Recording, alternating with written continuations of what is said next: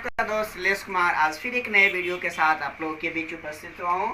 और आज हमारा क्लास है क्लास 10th का एक टॉपिक है। मैंने इसके प्रीवियस क्लास में आपको पढ़ाया था न्यूट्रिशन, और न्यूट्रिशन के बाद जो है आज हम लोग जिस टॉपिक पर डिस्कस करने वाले हैं उसका नाम है रेस्पिरेशन। तो लाइफ प्रोसेस को हमने 4 यूनिट में जो है उसको डिस्ट्रीब्यूट किए थे। मैंने बताया था कि जो नेसेसरी प्रोसेस थे लाइफ का, यानी अगर कोई भी लिविंग ऑर्गेनिज्म सरवाइव चाहता है तो उसके पूरे लाइफ में 4 नेसेसरी प्रोसेस थे। फर्स्ट था न्यूट्रिशन और सेकेंड थी रेस्पिरेशन। आज हम लोग उसी के बारे में जानते हैं। जैसा कि आप यहाँ पे देख रहे हैं रेस्पिरेशन को, तो रेस्पिरेशन क्या होता है? रेस्पिरेशन प्रोसेस जो होती है जस्ट अपोजिट होता है फोटोसिंथेसिस का। मैंने इसके प्रीवियस क्लास में पढ़ाया था फोटोसिंथेसिस। तो मैंने फोटोसिंथेसिस में बताया था कि इसमें जो होता है ग्लूकोज का फॉर्मेशन होता है, यानी ग्लूकोज बनते हैं। जबकि रेस्पिरेशन जब होता है तो रेस्पिरेशन के केस में ग्लूकोज ऑक्सीडाइज्ड होते हैं और एनर्जी को रिलीज करता है। तो सबसे पहले देखते हैं भाई कि रेस्पिरेशन कहते किसे हैं। तो ध्यान से सबसे पहले इसका डेफिनेशन देखते हैं। तो रेस्पिरेशन का डेफिनेशन होता है, मैंने यहाँ पे मेंशन किया हूँ, the process of releasing energy from food is called respiration. देख रहे हैं, the process of releasing energy from food is known as respiration। यानी अकॉर्डिंग टू डेफिनेशन किसी भी फूड सब्सटेंस से जब एनर्जी रिलीज होती है, कोई फूड है और वह फूड जो होता है एनर्जी को क्या कर रहा है, रिलीज करता है, तो वह प्रोसेस को हम लोग क्या कहते हैं, रेस्पिरेशन। मैंने मेंशन किया हूँ एसिमिलेटेड फूड।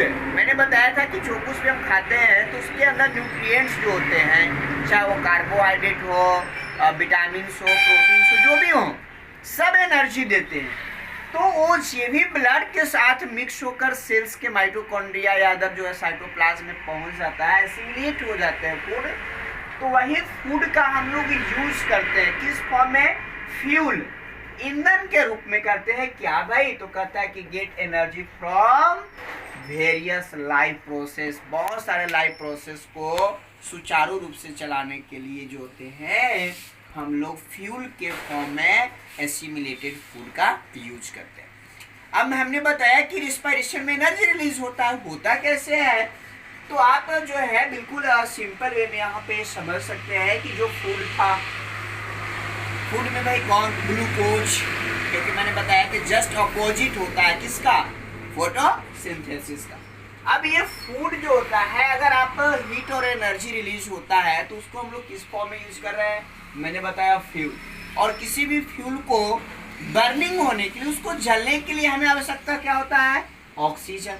तो यहाँ पे हमारा फूड था, उसको हमने जला रहा है, यानी उसको ऑक्सीडाइज कर रहे हैं। किसके प्रेजेंट में, ऑक्सीजन। क्या रिलीज किया, CO2। फोटोसिंथेसिस में CO2 ले रहे थे और ऑक्सीजन रिलीज कर रहे हैं। यहाँ पे क्या हो रहा है, फूड के साथ ऑक्सीजन को लिए और क्या रिलीज किए, CO2, वाटर, और क्या रिलीज होता है यहाँ पे, एनर्जी।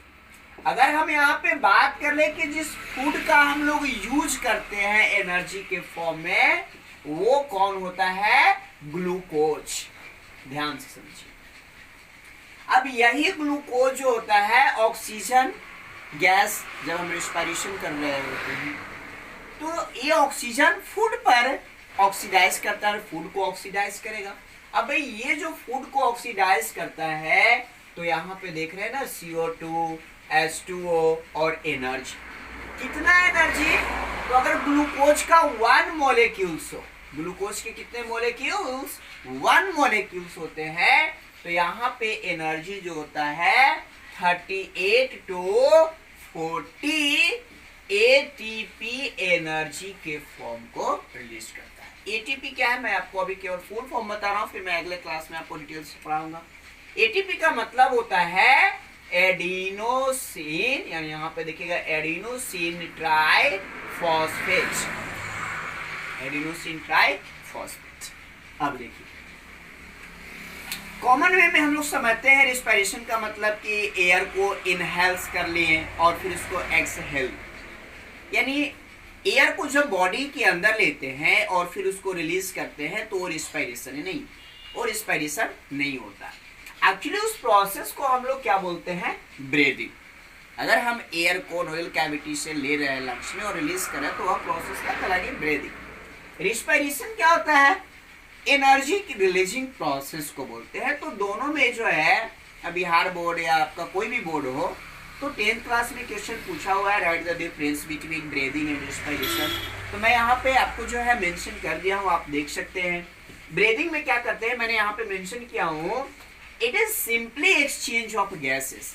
ब्रीदिंग क्या होता है, गैस का सिंपली एक्सचेंज है। कौन सा एक्सचेंज करता है, तो हम लोग ऑक्सीजन को लेते हैं, taking in oxygen, given out, और क्या छोड़ देते हैं, क्या देते हैं, CO2 को। तो ऑक्सीजन को लेना और CO2 को छोड़ देते हैं, यही प्रोसेस क्या होती है, ब्रीदिंग।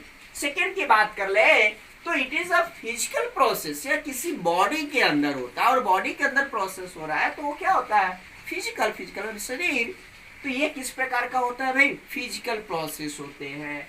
नो एनर्जी प्रोड्यूस, अगर ऐसा नहीं है कि मैं ऑक्सीजन लूं और CO2 छोड़ू तो उससे एनर्जी होता है, नहीं रिलीज होता है। यहाँ पे मैंने मेंशन किया हूं, no energy produce during the breathing process. No enzyme are involved during the breathing, because यहाँ पे अगर हम लोग देखें तो जब ब्रीदिंग की प्रोसेस होता है तो केवल यहाँ पे गैस एक्सचेंज होते हैं, यहाँ पे कोई एंजाइम रिएक्ट नहीं करती है। और मैंने फिफ्थ में लिखा हूँ, नॉट ए सेलुलर प्रोसेस, यह किसी सेल्स के अंदर नहीं होता है, बल्कि यह रिस्पायरेटरी ट्रैक्ट्स और रिस्पायरेटरी पार्ट्स इसमें इन्वॉल्व होता है, does not participated in the cells. अगर हम इसकी अपोजिट बात कर ले रिस्पायरेशन का, मैंने आपको बताया, अब क्या होता है कि इनटेक द ऑक्सीजन, रिस्पायरेशन में किसको यूज कर रहे हैं, intake the oxygen, using it for oxidation of food and giving out CO2। तो जब रिस्पायरेशन की प्रोसेस करते हैं तो ऑक्सीजन को लेते हैं और फूड को तोड़कर हम लोग CO2, वाटर एंड एनर्जी को रिलीज करते हैं। लेकिन ये किस प्रकार का प्रोसेस है, याद रखिएगा, यह बायोकेमिकल प्रोसेस होता है, जिसको हम लोग एनाबॉलिक प्रोसेस भी कहते हैं। Respiration is the anabolic process. इसके बाद देखते हैं कि रिस्पायरेशन में क्या भाई रिलीज होती है, एनर्जी। एनर्जी कैसे रिलीज होगा, इसमें रिएक्शन करने वाले हैं कौन, तो इसमें रिएक्शन करते हैं एंजाइम। अब देखिएगा कि ये जो प्रोसेस होता है वो सेल्स के अंदर होता है, इसीलिए मैंने इसको बताया कि it is the cellular respiration. मैंने एक पॉइंट यहाँ पे नोट किया हूँ, आप जो है इसको मैं जूम करके आपको दिखा दे रहा हूँ, इसको थोड़ा जूम करके देख सकते हैं कि द मेन, अगर हम देखें कि purpose of respiration is the release of energy from the oxidation of simple food molecules like glucose. तो रिस्पायरेशन में क्या होता है, बिल्कुल सिंपल कॉम्प्लेक्स जो ऑर्गेनिक कंपाउंड है, कौन भाई, ग्लूकोज, वही टूटता है और वही टूटकर एनर्जी को रिलीज करती है। चलिए मैं आपको सिंपल में बता दे रहा हूँ कि कैसे जो होता है प्रोसेस होती है और एनर्जी कैसे रिलीज होगी। इस प्रोसेस को आप इजी वे में समझ सकते हैं। तो इस प्रोसेस को अगर हमने देखे यहाँ पे, तो एनर्जी जो रिलीज हो रहा था वो किससे भाई, ऑर्गेनिक कंपाउंड, कौन था हमारा, ग्लूकोज। अब यही ग्लूकोज जो होता है यहाँ ऑक्सीजन प्रेजेंट हो जाएगा, और जो भी ऑक्सीजन के प्रेजेंस में होता है ग्लूकोज टूटता है, तो ग्लूकोज के टूटने के प्रोसेस को बोलते हैं ग्लाइकोलाइसिस। ग्लाइको का मतलब ग्लूकोज और लाइसिस का मतलब होता है टूट जाना। तो यानी O2 के प्रेजेंट में क्या हो रहा है, ग्लाइकोलाइसिस। यहाँ पे देखिए, अब ये जो ग्लाइकोलाइसिस की प्रोसेस होता है वो होता कहाँ पे है, याद रखिएगा, साइटोप्लाज्म के अंदर। कहाँ पे होगा, साइटोप्लाज्म के अंदर। और ये जो साइटोप्लाज्म के अंदर टूटता है, यहाँ पे एक सिंपल मैं बता दे रहा हूँ अभी कि ग्लूकोज जो कहाँ पे प्रेजेंट है आपको, साइटोप्लाज्म। यहाँ पे कोई ऑक्सीजन का इंपॉर्टेंस नहीं होता है, सिंपल में। तो ग्लूकोज जो साइटोप्लाज्म में था टूट रहा है, टूटने के प्रोसेस को बोलते हैं ग्लाइकोलाइसिस। अब जिस पार्ट्स में ग्लूकोज ऑक्सीडाइज्ड होता है उसको हम लोग बोलते हैं पायरूवेट, या इसी को बोलते हैं हम लोग पायरूविक एसिड। और एक्चुअली यही जो पायरूवेट होता है, अब यहाँ पे एनर्जी के लिए यह टूटेगा प्रेजेंस ऑफ ऑक्सीजन। कहाँ टूटता है? माइटोकॉन्ड्रिया में, याद रखिएगा। एनर्जी रिलीजिंग कहाँ होगी भाई? माइटोकॉन्ड्रिया, इसलिए इसको हाउस ऑफ एनर्जी कहा जाता है। अब ये माइटोकॉन्ड्रिया में टूटता है थ्रू ए साइकिल। यहाँ पे एक साइकिल काम करती है और उसी साइकिल के थ्रू ये टूटता है, जिसको हम लोग बोलते हैं क्रेब्स साइकिल। और यही क्रेब्स साइकिल में जो होता है ग्लूकोज टूटता है किसमें भाई? CO2, H2O और 38 ATP एनर्जी। आप इसको सिंपल वे में समझ सकते हैं। यहाँ पे हमारा ऑर्गेनिक कंपाउंड ग्लूकोज जो होता है साइटोप्लाज्म में से भी टूटेगा, वह प्रोसेस को ग्लाइकोलाइसिस कहते हैं। जिसमें टूटता है उसको पायरूवेट या पायरूविक एसिड बोलते हैं। और यही पायरूविक एसिड जब ऑक्सीजन के प्रेजेंट में माइटोकॉन्ड्रिया के अंदर क्रेब्स साइकिल के थ्रू जो होता है ऑक्सीडाइज्ड होता है, तो वो रिलीज करती है CO2, H2O, 38 और 40 ATP एनर्जी। ATP मतलब मैंने बताया भी एडिनोसिन ट्राइफॉस्फेट। अब हम लोग देखें यहाँ पे, ये आपका सिंपल चीज है जहां से आपको क्लियर पता चल गया होगा कि रेस्पिरेशन में कैसे जो होते हैं एनर्जी रिलीज होते हैं। अब इसके बाद जो आपका टॉपिक मेंशन किया है कि ये जो एनर्जी रिलीज होती है वो दो फॉर्म में होता है, एक मोर देन अमाउंट और एक होता है लेस अमाउंट में। तो वेरियस अमाउंट में कब एनर्जी रिलीज होगी और लेस अमाउंट में कब एनर्जी रिलीज होता है, तो उसके लिए थोड़ा सा हम एक टॉपिक देखने वाले हैं और वो हमारा होगा टाइप ऑफ रेस्पायरेशन। रेस्पायरेशन के टाइप्स को पढ़ लेते हैं। तो जो रेस्पायरेशन का टाइप होता है, श्वसन का जो प्रकार होता है, यह 2 टाइप्स के होते हैं। एक को हम लोग बोलते हैं एरोबिक रेस्पायरेशन एंड सेकेंड को बोलते हैं एनाएरोबिक रेस्पायरेशन। एरोबिक को हम लोग जो है ऑक्सी रेस्पायरेशन के नाम से जानते हैं और इसको हम लोग बोलते हैं एनॉक्सी रेस्पायरेशन। अब यहाँ पे जो एरोबिक रेस्पायरेशन यानी करने वाले जो लिविंग ऑर्गेनिज्म होते हैं उनको एरोब्स कहा जाता है। आपको पूछ सकता है भाई एरोब्स क्या होते हैं?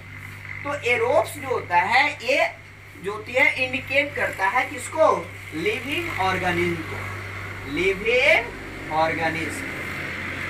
तो जो लिविंग ऑर्गेनिज्म एरोबिक रेस्पिरेशन करते हैं उसको हम लोग क्या बोलते हैं? एरोब्स। फॉर एग्जांपल जैसे हमारा मैन है, मंकी है, ये सब क्या है भाई? एरोबिक रेस्पिरेशन करते हैं। जबकि एनाएरोबिक या एनॉक्सी जो रेस्पिरेशन करते हैं, जो कोई भी लिविंग ऑर्गेनिज्म होते हैं, इनको हम लोग बोलते हैं एनाएरोब्स। और एनाएरोब्स में मोस्टली जो आते हैं वो कौन आते हैं? Micro organisms, micro organisms. अब भाई बात आता है कि हम डिफाइन कैसे करेंगे एरोबिक एंड एनाएरोबिक रेस्पिरेशन। तो याद रखिएगा कि the respiration takes place in the presence of oxygen molecules. तो जो रेस्पिरेशन की प्रोसेस ऑक्सीजन के प्रेजेंस में होगा, यानी एनर्जी जो रिलीज होती है वो ऑक्सीजन के प्रेजेंस में होती है, और ऑक्सीजन के प्रेजेंस में होने वाला रेस्पिरेशन क्या कहलाता है? Aerobic respiration.